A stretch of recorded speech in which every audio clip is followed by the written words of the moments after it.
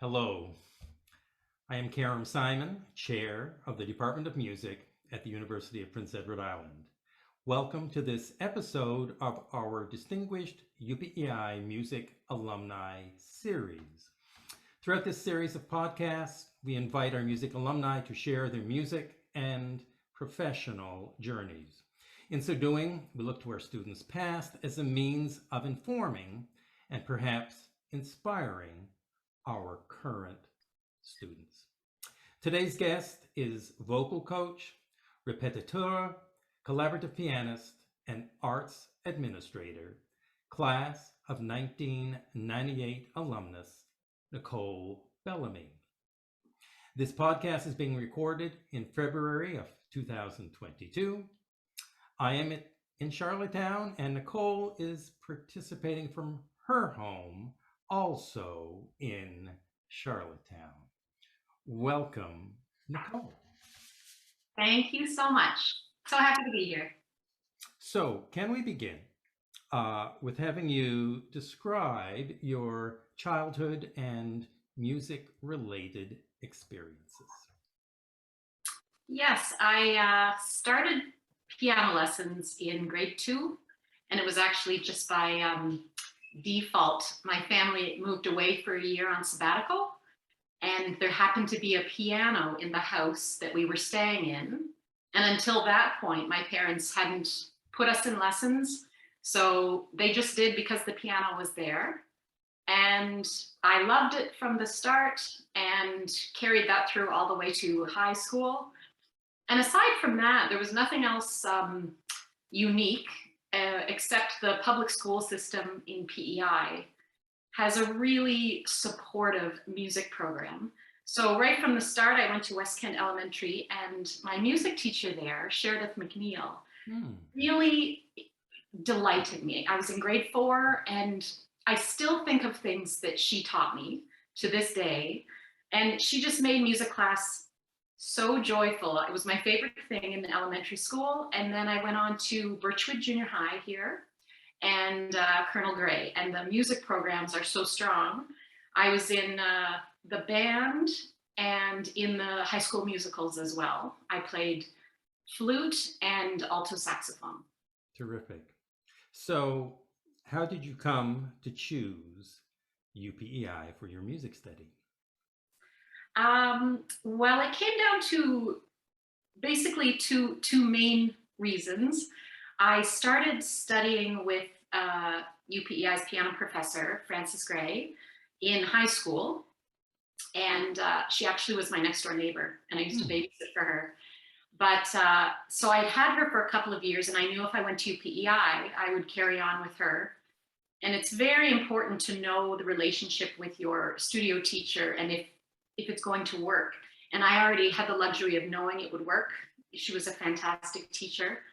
And so I applied and got accepted. And then I also applied at Acadia University. Just, I don't know, you apply usually to more than one place. And when I was in the audition, one of the professors from the panel actually said to me, he said, "Why on earth are you auditioning here when you already study with Dr. Frances Gray?" Because he admired her so much.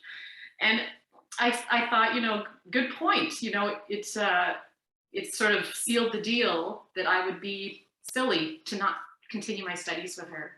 And then I also got a number of scholarships to UPEI. So I felt very supported and very welcomed when I was at my audition for UPEI.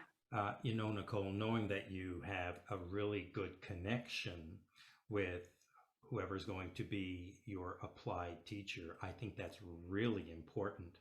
And among the things that we're doing now, I'm having these Zoom meetings for prospective students, and I invite them all to have a lesson with the relevant applied professor on our faculty so that they can determine whether that connection exists. So thank you for mentioning that. Yeah, it's really vital, I think, for your growth as a student to be inspired and connected with your teacher. So, Nicole, could you describe your focus while you were a student here? What about the UPEI music experience resonated with you? Well, when I started, my focus really was in performance. I loved learning the repertoire for piano, and UPEI has a fabulous reputation for their music education degree. And I hadn't fully decided which route I wanted to take. So what I loved about UPEI was that I could take all of it and take the education courses and open that door a little more while continuing to study with Dr. Gray and really focus on piano performance. And about in year 2 or 3, I started to accompany a lot more. And when I played for the singers in the vocal studio, the repertoire just leapt out at me. And I don't even know why, but I played it a lot more than my solo repertoire when I was practicing. And it ended up being my main focus for the second half of the degree there was accompaniment and solo repertoire. Okay. Could you describe perhaps in more detail your relationship with Dr. Gray and any other professors who may have mentored you while you were studying at UPEI? Dr. Gray, because I started studying with her in high school, she just had a profound influence on me in how to learn music, how to learn music, the right steps to take. And she was very big on technique. She insisted on technique equally as with studying repertoire. And she often thought outside the box when there was challenges about physically how to play things, hand sharing, and she was just always so supportive, very, very positive in our lessons. And then she went on sabbatical in third year, and I had the luck to study with Dr. Jennifer Snow, who came in to replace her for the year. Mm-hmm. And she was wonderful. She was just this spark of energy, and she had as all teachers do, she had a different way of teaching, and it was very exciting. And she was coming from, I think she was finishing at Northwestern, and so I got to pick her brain about what else was out there, and that was a really great year for me to. She piqued my interest in going off and doing summer studies. And it was her who encouraged me to do Mount Orford in third year. And that really was an eye-opener for me. So I thank her for that. And then, I have to mention Frances McBurney, because she was playing for so many students, and I was clearly going down the route of being an accompanist, collaborative pianist. And before I left UPEI and had to prepare auditions for my master's, I actually asked Fran if she would sit and listen to all my repertoire for accompanying, because she just knows it all, and she was so supportive, and she gave me some time and some pointers. So between the three of them, I felt very lucky for the mentorship I got at UPEI. Yeah, those are three extremely influential names that you and very passionate people for very different reasons, so I took a lot from all three of them. There you go. Good. In my career, I've worked with all three of these fine musicians. Dr. Gray and I collaborated on numerous occasions.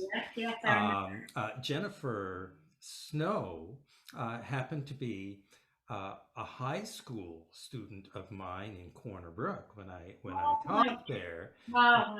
And she was a flute student of mine. She played flute in the band, and of course, piano was her principal discipline. And during the time that you were a student at UPEI, Frances McBurney was still teaching full time at Belfast Consolidated. Yes, I remember. Yeah, and she would journey at the end of her school day to the University of Prince Edward Island to work with a variety of our students. So thank you for mentioning those names. Could we just digress a little bit here? And who were among your classmates during the time you were studying at UPEI? Yes, we had a great group, small but mighty. This was from 94 to 98. And our classes maybe had 8 people in them, sometimes 9. And it was Catherine Brown, I think of my piano studio, Kim Mooney, Michelle Lewis, Heidi Jory, and my husband now, Mike Ross, was there on trumpet, and Jonathan Baird, Jamin Beck, Baird, Kirsten Huggins, Shelley Griffin. And, I think when I think of the list, they've all gone on to be just wonderful music educators all over Canada, actually. Okay. That is such a distinctive list. Wow. Yes, I know. I've been, since I moved back 2 years ago, I've been reconnecting with them. And yeah, they're all in my head now. Just a great motley crew we were, I think. Terrific. So you referenced Mount Orford. So you went there, was it before your last year, the summer before your last year of your degree? I went 2 summers in a row. It was the summer after 3rd year, and then the summer after I graduated. It was so great, I had to go back. Okay, so with whom did you study there, and to what extent did this influence you? Okay, well, Mount Orford, that was a long time ago. I don't know what their structure is, but back then their main structure was daily master classes for however many weeks you wanted to be there. And you were in a master class with many, many piano majors from across universities across Canada. And the first summer I studied with Andre Laplante, who's just an outstanding world-class solo pianist, based out of Toronto. I think he's still there. And the second summer, based on Dr. Snow's recommendation, I studied with Jean-Paul Sevilla. And it was all for solo repertoire. So it was back when I was still fully focused in that. And I took all the repertoire I had done at UPEI for my recitals and juries, and I worked on it with them. It was a huge eye-opener for me of how many fish are in the sea in the music world. Yeah, there are a lot. Good, very good. Very inspiring. Very scary, very inspiring. So then, Nicole, at what point did you go on to the University of Western Ontario, and exactly what was your focus there? I ended up taking a year off after UPEI. I think Dr. Gray had done some investigating about, I knew I wanted to do accompaniment. And back then, a master's in collaborative piano barely existed. I think there was one in British Columbia. And then Dr. Gray happened to find out that John Hess was starting one up at the University of Western Ontario. So I heard about it, but I think it was just a bit too late for me to get all my ducks in a row, but I knew I wanted to do it. And I also knew I wanted to maybe take a year and work and be out of school and make some money. So I stayed in Charlottetown for the year after UPEI, and I taught. I had a piano studio, and I taught and I practiced all year. And I flew up to Western in the fall to take a look around, to meet John Hess. I met the dean. They were so welcoming. And I just said, I'm thinking of auditioning in January, and I just want to suss out the school. And they took me on a tour, and it was just, they were so warm and welcoming that sealed the deal for me. And I prepped all my audition rep, and I flew back up in January. And I went there the September, a year after I graduated at UPEI.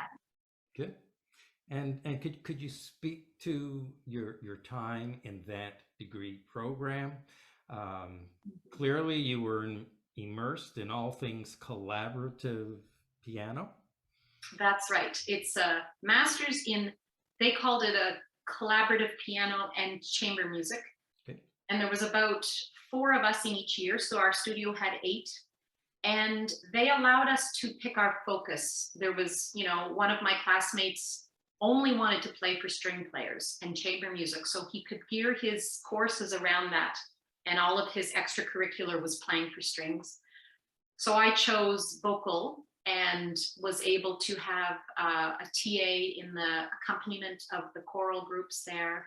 And my other TA was being the répétiteur, which is a fancy word for rehearsal pianist for their opera productions. And then all of my credits in accompanying were playing in many of the vocal studios there. And then my private lessons with Dr. Hess were bringing in all of my vocal repertoire to him. And we also needed to do chamber music while we were there, and work on solo repertoire as well when we could fit it in. But Western had a giant voice department. I think there was at least 10 studios of, wow. And so it was the place to be for me. It was just vocal repertoire, operatic, choral, and art song for 2 straight years. And it was, I loved it. It was really great and extremely educational for me to get me on a foundation for being a coach. Terrific. Yeah. So, in addition to your studies at Western, could you take us through your other opportunities to broaden your education as a pianist, as a vocal coach, as a répétiteur? Yes. So I had summer studies in between all of this, and that was always encouraged. They said, don't stop, you know, university stops in April, and don't take 4 months off. You've got to keep going. And so the first year I finished Western, I spent 8 weeks in Brevard, North Carolina. Okay. They have a big music festival in the summer, and they take a handful of pianists in under their operatic répétiteur training program. So I spent the summer there having lessons, playing art song recitals, and playing rehearsals for the opera. Studied with a great collaborative teacher named Andrew Campbell, who I believe is based out of San Diego Opera now. And it was, again, another eye-opener to the amount of repertoire out there. And almost everyone there was in schools in the States. So I learned a lot about what programming they were doing. So I did that program, and then I did Opera Nuova in Edmonton a couple of years later. And that, again, was a place to study vocal coaching and opera répétiteur work. And I studied Nico Castelkane, who's the very well-known diction expert at the Met. And we had Marshall Pinkowski from Opera Atelier, and Michael McMahon, who is the collaborative piano professor at McGill, was our teacher for those 8 weeks. Wow. And I did 2 summer programs based in art song. One was at Banff, and one was at Songfest in Malibu, California. And I had the pleasure of working with Graham Johnson and Martin Katz in Malibu, and then in Banff with Ian Burnside and the soprano Edith Weens. And it was a really deep dive into the relationship between the pianist and the singer as really equal collaborators, and how you work together in recital for each other. Good. Very good. So at some point, you also studied some arts administration. So when did that happen, and where? Formally, that was much, much later. That was just a couple of years ago, after I'd been in Toronto for about 20 years. And it was a 1-year program at Ryerson geared towards professional musicians who, you know, I was in my 40s. I'd been doing what I've been doing for 20 years, and other interests were being sparked. And I've always been interested in the behind the scenes of what I was actually doing at places like Opera Atelier. So I took those courses, which I loved. And I just say that was my formal training, because when you freelance in Toronto for 18 years as a self-employed musician and you get all these contracts, you're actually doing arts administration all the time, because you're just working on your behalf. So I actually had accumulated a lot of experience that I didn't really realize I had until I took these courses. And I've always liked that side of it. It's just a secondary interest. And so I was really glad I took that course before we moved back here. Terrific. Okay, so as you've been speaking, you've outlined a variety of professional skills that you have. Mhm. So could you talk about what you do as a vocal coach? Yes.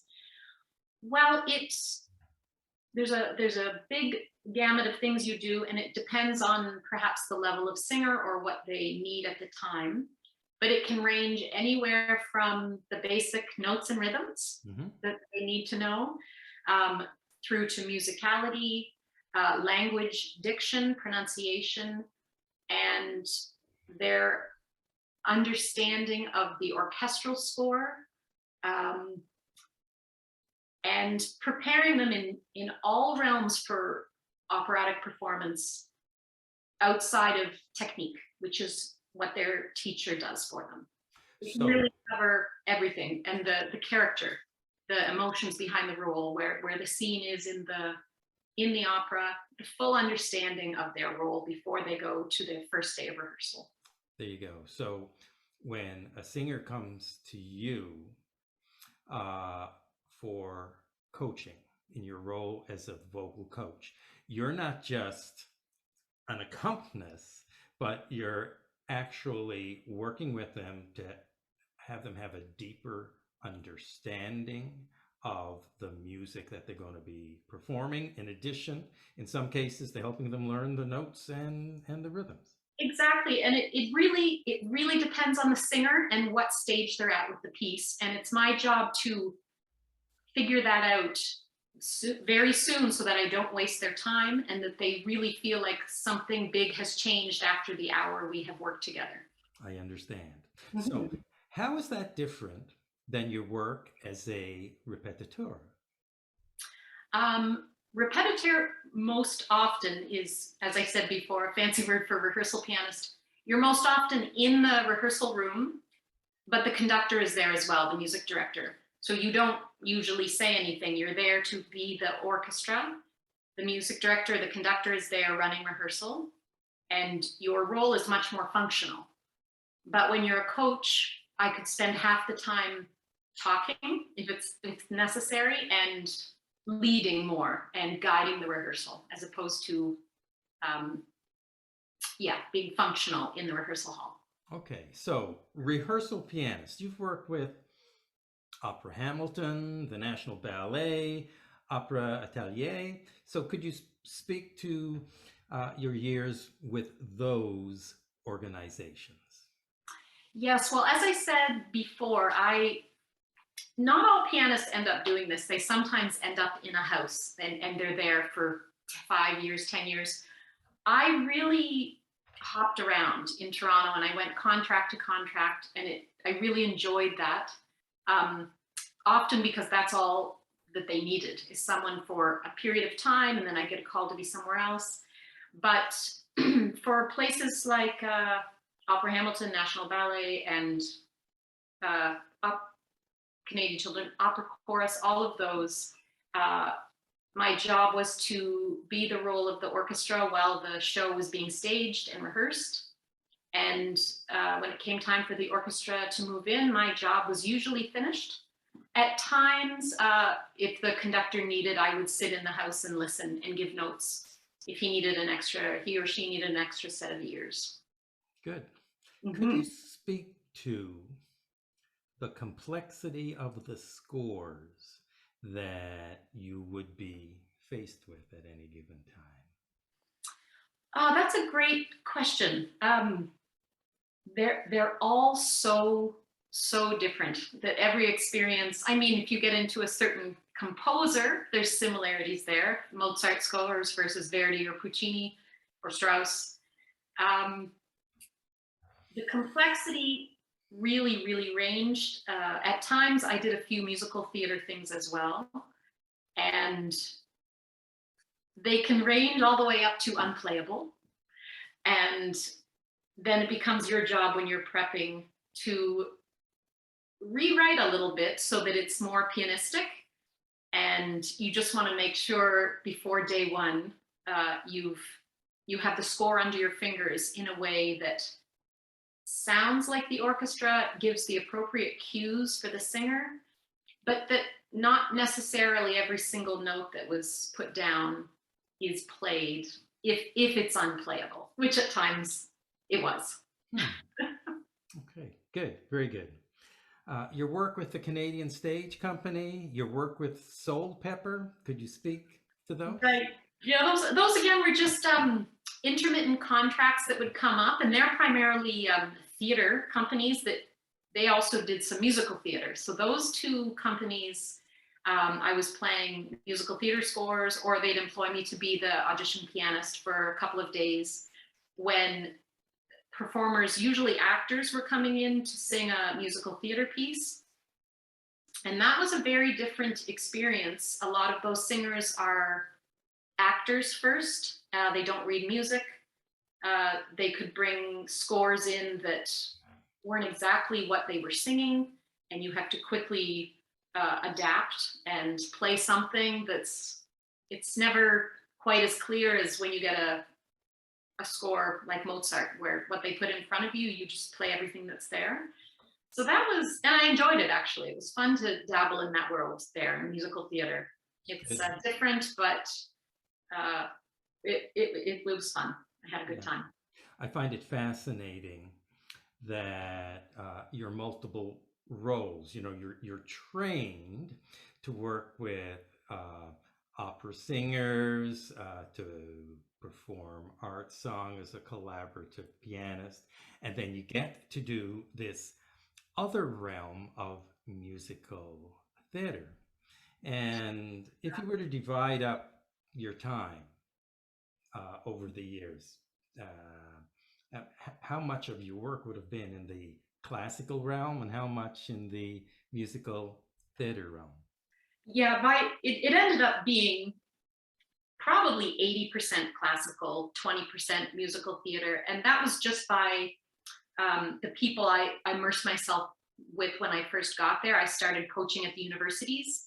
And but I do know some pianists that when they went to Toronto, they were 100% in the musical theater world. It just depends which people you connect yourself with when you first arrive. There's two totally different worlds there. And they sometimes overlap. I mean, I got called in to play a musical theater score at CanStage because it was a very complicated score, and they purposely sought out a classically trained pianist to play the score because they knew it was just a little bit more complicated than normal. So sometimes the worlds overlap too. Okay. So, Nicole, who have you worked with in terms of significant soloists? So who you performed with, where you performed with them, and could you describe these experiences? Yeah, so in Toronto, I mean, I spent so much time in the rehearsal hall and in a coaching studio. A lot of my run-ins with some well-known names in the opera world often were there. They were in a studio rehearsal hall. A tenor by the name of Hermano Mauro, I was lucky enough to be introduced to. He's in his 80s now, and people might not know his name even in the certain realms of the opera world, but when you look him up, you realize just what a significant figure he was in the opera world in the 70s and 80s. And I was so lucky. I worked alongside him for about the past 10 years. He still mentors some of the top singers, and they would come, if they came through town, they would call Hermano and say, can I come and have lunch with you and have a coaching? And I was always the pianist he called to play those coachings. And so he's top of my list for that question. And then I was lucky enough through Opera Atelier and Opera Hamilton and a few places to work with singers like John Fanning and Lynn Fortin and Misha Berger-Gossman. She sang at Opera Atelier and it was just wonderful. Who else? David Pomeroy. Jason Howard, Joyce Elkoury, she's a phenomenal soprano in the world stage right now. And right before we left Toronto, the Met had that online opera gala when COVID hit, and they asked Quinn Kelsey, one of their favorite baritones, I think, to perform out of Toronto, and he happened to be there when I was there. So I played that performance with him, and that was the first time I met him. He's really quite an exceptional baritone. So yeah, I had the chance to meet some great people when I was there. Terrific. Mm-hmm. Okay, so let's pivot to something else. Could you speak to how you've been engaged with nurturing emerging artists? Right, yeah. For many years in Toronto, I music directed a summer program that was for university-aged opera singers, called Summer Opera Lyric Theater, which was run by Bill Silva, and they always did performances with piano. So I was music director for that, and so I would coach all of the singers in the opera, and we would perform it on stage with piano.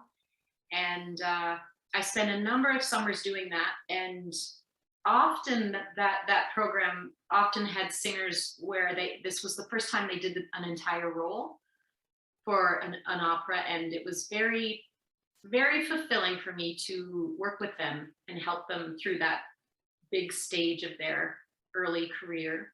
And then, of course, maintaining an opera studio constantly.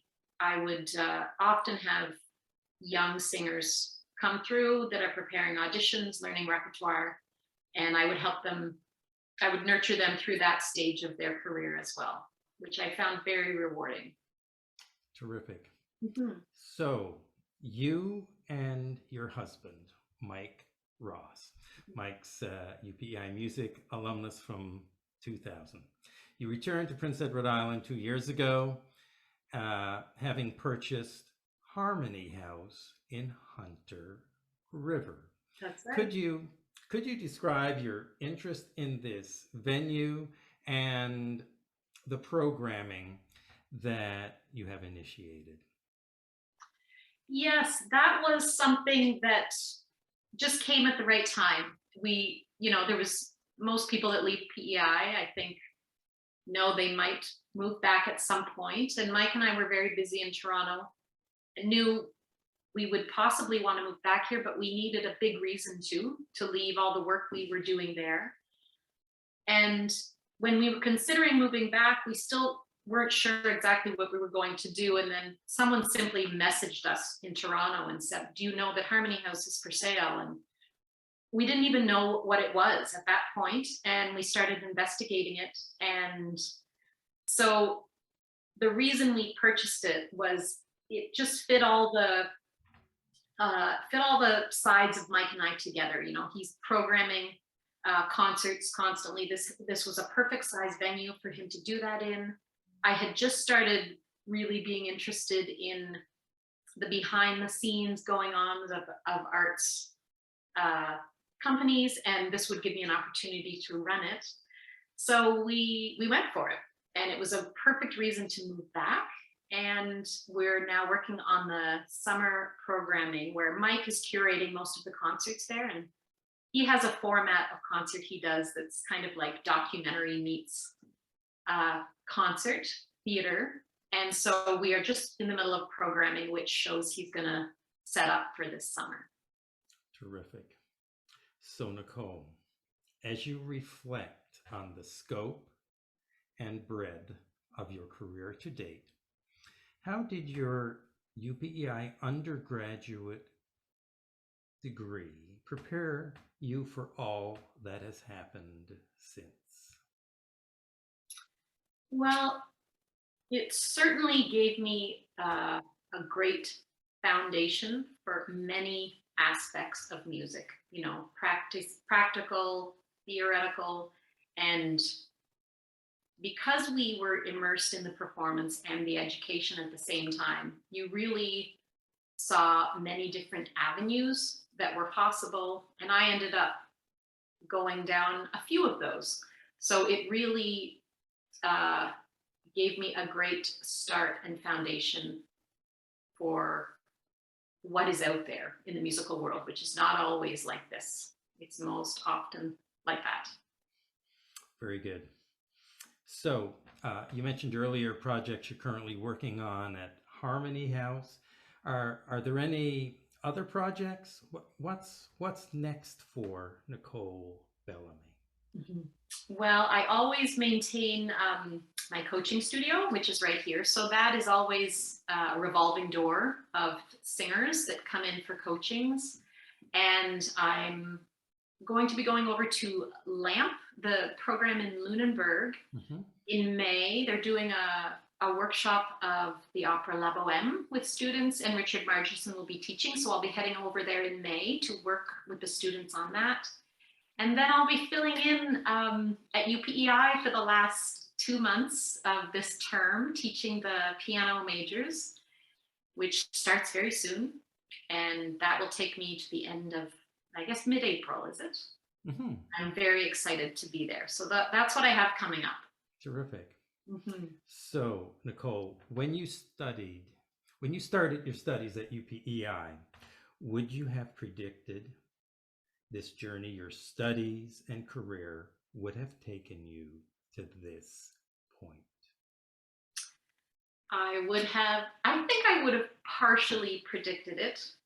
Certainly not all of the different things I did in Toronto, but I knew fairly early on at UPEI that vocalists and vocal repertoire were my passion. I just loved it, about second or third year. So I would say that part started to become a bit clear, but the musical path you're on is never quite predictable, I would say. So the rest was by discovery. I understand. Yeah. So, as we conclude, Nicole, I'm just wondering, what message would you have for UPEI's current music students? Well, I would say take the opportunity that you have while you're there. And I know at that age, often there are many other distractions in life, but absorb as much information as all the professors are there to give. They're giving so much information. Absorb every little bit of it because you may need it down the road in different realms than you expect. And I would also say just be very open to the many different paths that music can take you on. Don't shut any doors and be open to opportunities that may be even out of your comfort zone in the music world because you never know where it's going to end up. Most of the musicians that I do know have wonderful careers that are often very, very different in the musical world than where they started in their undergrad. That's a terrific message. Nicole, thank you for sharing your personal and professional journey with us. My pleasure. I continue to be impressed by the transformational effect of a UPEI music degree. So, on behalf of the UPEI music community, please accept our best wishes for your continuing professional success and personal happiness. Thank you so much. I'm so happy to be here. It was great to chat with you. Thank you, Nicole. Thank you.